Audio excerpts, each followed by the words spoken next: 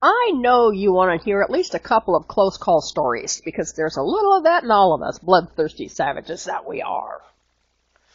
I was helping a veterinarian suture the tail of a cougar. The cougar was abundantly anesthetized for the procedure, so there was no real danger, or so we thought.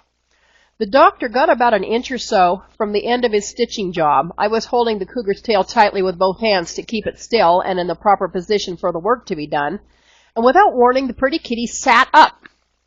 The vet had never seen anything like it. The cat hadn't just drowsily lifted his head, he sat up.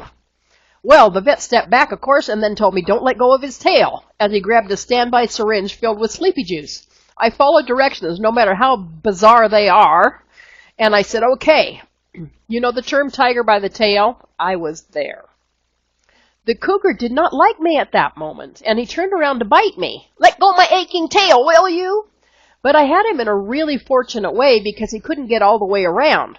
So instead of biting me, he changed tactics. He recoiled his rear legs and bunny kicked me right in the chest, no fewer than 3 times. Boom, boom, boom.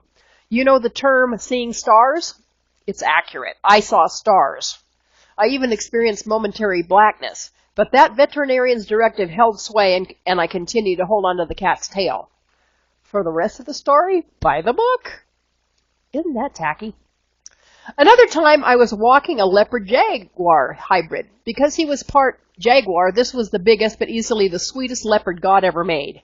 He was 3 times the size of your average leopard. I'm guessing he weighed 230 pounds or more. None of it was table muscle. His name was Dreyfus, after Richard, but we called him Fusser. He was a total joy and pleasure. When you learn about animal handling, the cardinal rule is never ever let go of the animal's lead. The reason behind this is that under Fish and Game rules, as long as you have control of the animal, a wildlife or any other security agent will not come in and shoot the animal. Even if that cat is flat out dragging you through sagebrush and saguaro, as long as you have the lead and are conscious, you have the responsibility and the opportunity to regain control.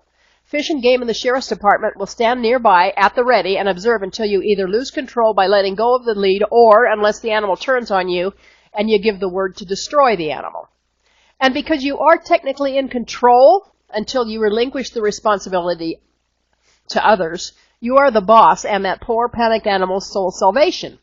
Since no handler wants to be responsible for the destruction of our wards, the rule we adopt by heart, out of love and commitment to the animal's well-being, is never ever let go of the lead.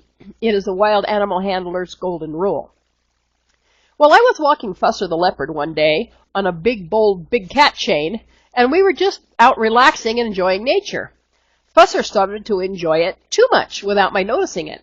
This is where I learned relax but vigilant as a motto. Way up high in an evergreen tree, there was a bird. I didn't see what kind. I didn't even know it was there, but Fusser did.